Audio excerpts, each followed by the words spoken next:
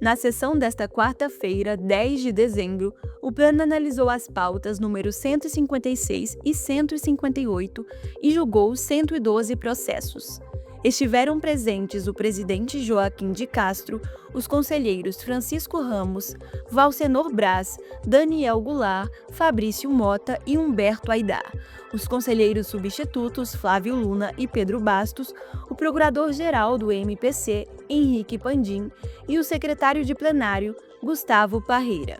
As sustentações orais foram realizadas pelo secretário de Educação de Rio Verde, Miguel Rodrigues, pelo procurador de Planaltina, Gilson dos Santos, em processos referentes à Guarda Civil Municipal, e por Lucas Azeredo e Júlia Cristine Fernandes, representantes da Comurg de Goiânia.